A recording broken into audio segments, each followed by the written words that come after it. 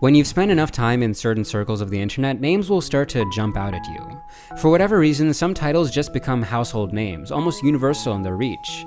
And as somebody who loves storytelling and video games and music and things that declare psychological war on their audiences, Omori immediately caught my eye. It's rare to find something so universally acclaimed within its community that can also be so personal to so many people. From what I've heard, this game can tap into emotions that you may have wanted to keep hidden. It can find parts of your past that you may have repressed and spin them into a story for you to play through. And even past all that, it can just be a lovingly crafted, amazing experience all the while. For someone with the same passions and experiences that I have, this game was a no-brainer, and honestly, I don't know why I waited as long as I did to get into it. But the point is, I finally made it, and I wanted to make a video recapping my experiences with this game. So for any of you who haven't yet played this game and are watching this video to decide whether or not to give it a try, first off, hi. Secondly, I'll try to keep this video mostly spoiler-free, because spoilers really matter, at least for the story of this game. But there is some stuff about the ending that I just can't resist talking about, but I'll try to push that stuff to the end and put a big spoiler warning before it comes up. When I first booted up the game, I was honestly kinda worried. As I talked about in the opening, the expectations set for this game were so insanely high that I was concerned that no matter how good it was, it wouldn't be able to live up to the version of it I had in my head. And to be honest, these worries didn't leave as quickly as I expected. The opening moments are stellar, and the animation style is beautiful, and the tone is set wonderfully. But as soon as we get into Whitespace, I kinda got a bit worried. The sketchbook you get to read is ominous, and the cat is sufficiently spherical, but the music is a bit jarring, and I was honestly just a bit sad we had to leave that amazing animation work behind so quickly. But my mind was changed pretty soon after that. In retrospect, the discomfort I felt from the music was super intentional, and the sprite work was so much more engaging than I ever would have thought. I'd never seen the actual gameplay of Omori firsthand, so I was going in completely blind, which meant I was totally unprepared for how expressive these characters were. The playful font and the way the text scroll changes in speed and size lets you really feel the emotions, and holy cow, I was not expecting the character portraits. I know this is like a thing that RPGs have, and it shouldn't be that surprising, but it just works. I loved being able to see the characters' expressions up close and personal, and that combined with the expressive text just really put a smile on my face. Anyways, I think I spent enough time gushing about some pretty minimal details. I just kinda wanted to show my genuine first impressions of the game. Well, past that stuff, I think the first thing that caught my attention was how whimsical the entire game was in the opening act. I'm talking about like the first 30 or so minutes of the game here, excluding the whole whitespace stuff. The world is colorful and bright, and all the characters are distinct but still fun, and there's a nice sense of humor and lightness to everything going on. There's just a banana on the floor, and when you interact with it, the flavor text just says, "Eternal Banana." And when characters get knocked out in combat, they become toast, as in the saying, "We're toast." All these details just jumped out at me, and just made me happy. Like a part of my brain was still stuck in the whole whitespace stuff, and I couldn't stop thinking about theories like, is this the afterlife, or am I dead, what's happening here? But all these fun little moments made me stop and step back and just enjoy the ride for what it really was. And that's not to say there was no emotion or anything, not at all. The moment where Omori is forced to look for people in hide and seek even though he's clearly uncomfortable with being alone, and all of his friends just hide in really obvious places so they can be found and keep him company, just made me really happy. There are many things this game does exceptionally well, and I think one of the big ones is just making me believe in the friendship between all of the main characters. A lot of media just tells the audience that people are friends, but then forgets to write the characters in such a way that we believe it, but Omori always ensures that we see these moments that prove without any reasonable doubt that these people are connected. The members of the main party may bicker, but when it counts, they support each other in the ways that only true friends can, and that's something special. But anyway, as I was talking about earlier, Omori is amazing at building tone. The tone of this fantastical world is so immaculately conveyed, and it almost lets you forget about all the darker parts of the story. Almost. Because the really genius part of Omori isn't just that the tone for this one part of the game is exceptional, it's that the game balances so many different tones so perfectly. Whimsical, mysterious, merry, and downright depressing. And throughout all of them, the same string of dread tying them all together. Nothing should be able to make you feel as happy as you do in Omori, and nothing should be able to flip on a dime and break your heart just as easily. But through the music, writing, and atmosphere, this game does. It melds all of these so wonderfully appropriate feelings together and amplifies them all while doing so. But let's take a break from talking about that stuff for a bit. I don't know if many of you have seen my videos before, but I mainly review anime and manga, and these two mediums are pretty distant when it comes to audience interaction. And so for the first time on this channel, let's talk about gameplay. So I love RPGs, especially action-adventure games.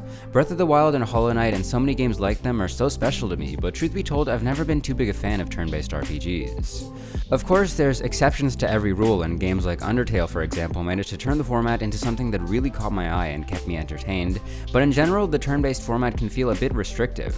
It feels like there's a level of distance between the player and the proceedings. It doesn't feel as intimate and responsive as other types of games do. But if you're like me and a bit iffy on turn-based games, I wouldn't let that turn you away from Omori. The combat interface can feel like a lot at first glance, but it quickly becomes familiar to you. The display features prominently the faces of the main party members along with their respective information in a pretty clear and understandable way.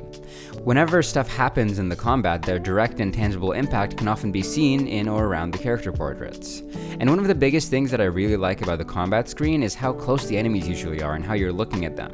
The way things are framed makes it subtly seem like you're in the perspective of Omori himself and are looking straight at whoever you're fighting. This, combined with the beautiful character art, make things so personal during fights. Making dead eye contact with the bosses as you do your best to overcome them makes things so much more intense. And when the enemy you're facing is meant to evoke some emotion like humor or fear, these come across so much better this way as well.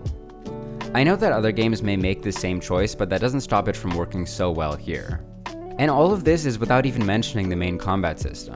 So the game utilizes a system of emotions, with characters and enemies being able to feel emotions and having their emotions affect their practical gameplay. Being sad makes you slow and tanky, being happy makes you fast but a bit unwieldy, and anger will leave you rash and strong. And all of these emotions have their advantages and disadvantages and also have their emotions they're strong against. All of them, excluding neutral, which is the base emotion, can hit for more damage against one other emotion, making a balance of sorts between the three emotions. Each of the emotions have their moments, and what I think makes the combat so good is how every aspect of it forwards this emotion-based combat. A lot of the moves you learn in the game can be affected by or inflict others with certain emotions. A lot of the items you get are meant to be used to make either enemies or allies feel what you want them to. And bosses have their own gimmicks that are still consistent with the emotions the combat is based around. Everything ties back into this one central idea, and it's amazing. It's so fun and colorful while also being so affecting at the same time. There's these bits of flavor text that happen whenever you do a follow-up, a special energy-draining move that are unique to each character and can be performed after a normal action.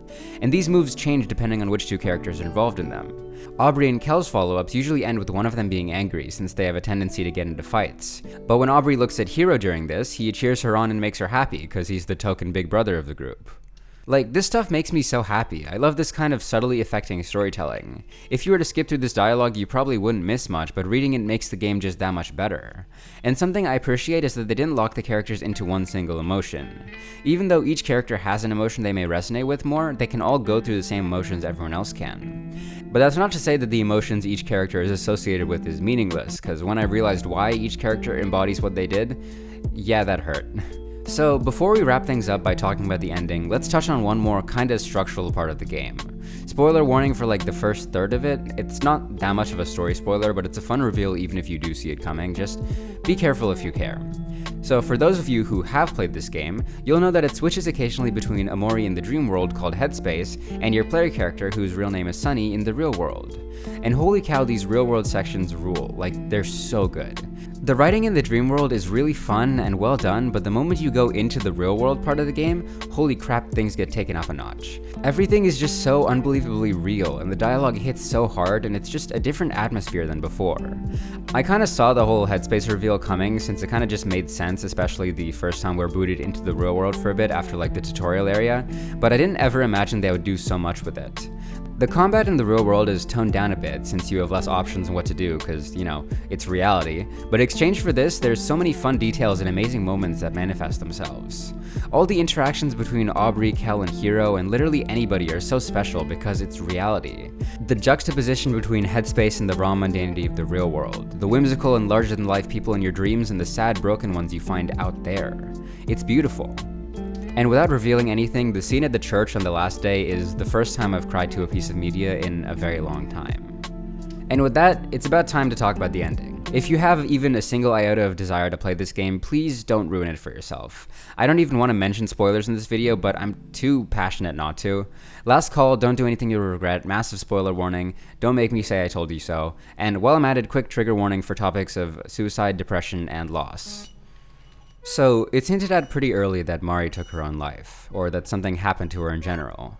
We see glimpses of a ghost haunting Sunny that looks eerily familiar to someone hanging, and the nightmarish scenes that persist throughout the game support this too. And I caught on to this decently quickly, but what I didn't catch at all was the rest of the story. Turns out that Mari didn't actually take her own life, but instead was killed in an accident by Sunny himself. And this is the only part of the story that I have any semblance of a complaint about. This reveal is terribly emotionally affecting. It ties into the themes of guilt and forgiveness and just makes a lot of sense with the story. A lot of moments are recontextualized by this reveal. A lot of things that were confusing at the start to make sense. Honestly, it's a masterclass on how to write an effective twist reveal. The only problem is that I liked the original story better. And I know this part of the story resonated with a lot of people, and I'm not taking that away from you, because trust me, it did for me too, but just hear me out for a bit. One of my favorite parts of Omori, and a lot of indie content in general, is how unique and personal it can be. A lot of bigger pieces of media either choose to completely distance themselves from topics such as depression and suicide, or they represent them in an oversimplified way. That's why when I started to realize what Mari did, I was shocked and interested to see where the game would take this. This game is so great for showing the reality of the world. It does that great with Kel, for example, who we learn seems to get over the grief for Mari quicker than others, which is something you don't see in media much. People process grief in different ways, and it's interesting and realistic for Kel to move on the way he did. It doesn't mean he doesn't care or that he's a bad person. He's one of the best characters in the game.